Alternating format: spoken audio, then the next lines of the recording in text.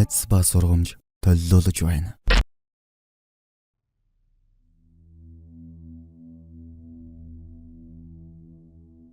Манаас уг нь хачин жигтэй явдалтай тохиолдсон хүмүүсээс зөвшөөрөл аван та бүгдэд өргөдгийг мэдэгдэж байна. Оюуны өмчийг дээдэлсэн танд баярлалаа. Reddit хуудаснаас хүмүүсийг хамгийн их чих үзүүлсэн бодит мэд мэдрэмж төрүүлдэг шилдэг аимшигын төгүүдийг бүрэн ихээр нь монгол хэлнээр хөрвүүлэн хүргэж байна. Уг төгүүд нь хэд задгай цустай гэхээс илүү сэтгэл зүйн гүн айдас жихүүц төрөлх утгатай юм. Хамтран ажилласан Gemini.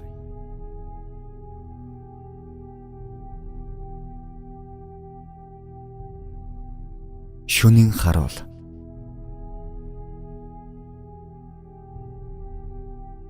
Би нэгэн хуучин номын санд шөнийн харуул хийдэг байлаа. Намайг ажилд ороход дарга маань ердөө ганцхан хачин дүрм хэлсэн юм. Хэрвээ чи шөнийн 3 цагт хүүхдийн тасагт гэрэл асахыг харвал эзээч битгий очиж шалгаарай. Зүгээр л өглөө болтол харуулын өрөөндөө суугаад камер руу битгий хараарай. Эхний эдийн сар бүх зүйл тайван байлаа. Гэвч нэгэн өдөр яг 3 цаг 3 минутанд хүүхдийн насгийн гэрэл асуув. Би дүрмийг дагахыг хүссэн ч сониуч зандаа хөдлөгдөн камерын дэлгэц рүү харчихлаа. Гэтэл дэлгэцээр нэгэн жаахан охин номын тавиуруудын дунд бүжиглэж байлаа. Гажиргалтан тэр охин газар гიშгэхгүй агаарт хөвж байгаа юм шиг харагдсан. Гэтэл гинэт тэр охин хөдөлгөөнөө зогсоож яг камер руу өөрөөр хэлбэл над руу шууд ширтв.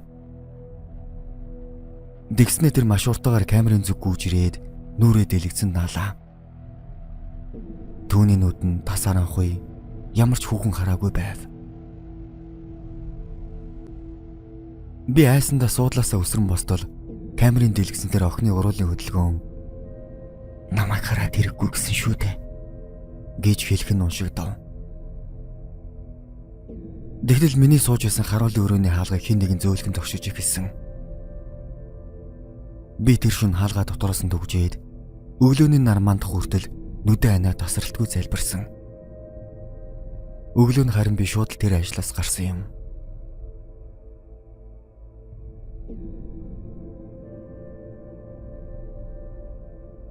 Ухаалаг тойл. Би шинээр худлаж авсан байшиндаа зориулж ухаалаг тойл авлаа. Тэр тойл цаг агаар мэдээ харуулж бас өглөө бүр намайг тойлонд дарах үед царайг минь таньж өглөөний минь Марк өнөөдөр сайхан өдөр байна гэж дууд мессеж хэлдэг байв. Үнэхээр ухаалаг тухтай технологи.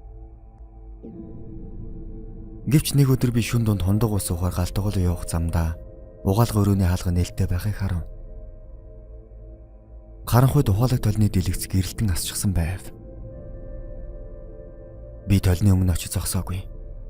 Зүгээр л хаалганы гаднаас харж байсан юм.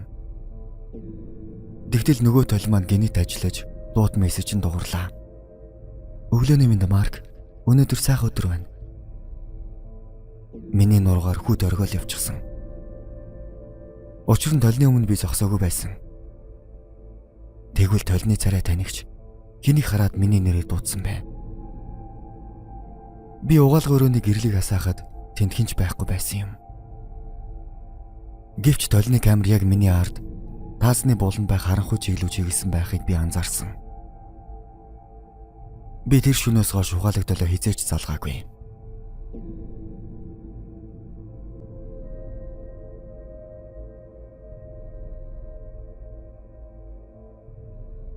Шүдний дагна. Би 7 настай хүүгийнхээ унсан шүдийг дэрнийхэн доороос авч оронд нь зоос тавихаар шүн дунд хүүгийнхээ өрөөнд орлоо. Хүү минь бүх гихч нь ундаж байв. Би маш зөөлөн алхалсаар дэрнийхэн доогуур гараа оруулж шүдийг нь хайлаа.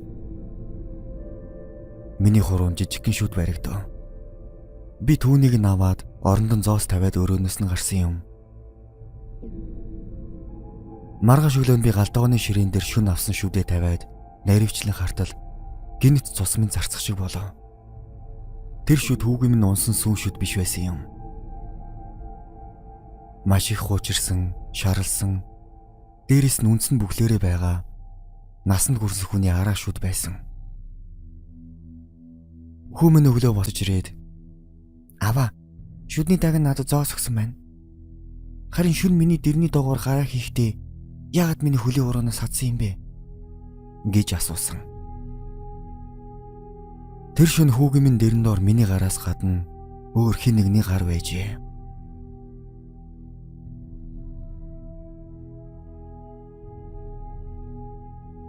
Ээжийн хоолой. Би багада 2 давхар зурагт үзээд сууж байсан юм.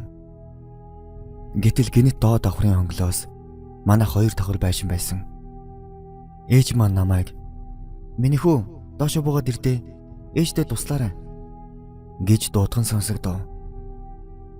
Би бөөдөнгөөсөө босоод шатаар доошо буух гэж байтал яг миний ард байгаа унтлах өрөөний хаалга зөөлхөн нэгдэв. Би эргээд гартал тэнд ээж маань зогсож байлаа. Ээжийн царай зэвхий цагаан болчихсон, нүдэнд найз сурсан байв.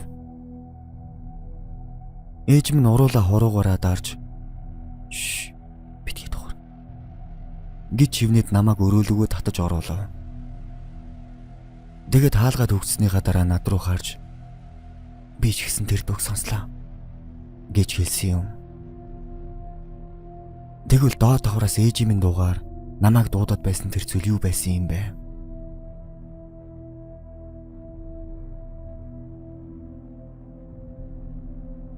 Гэрлэн дохоо.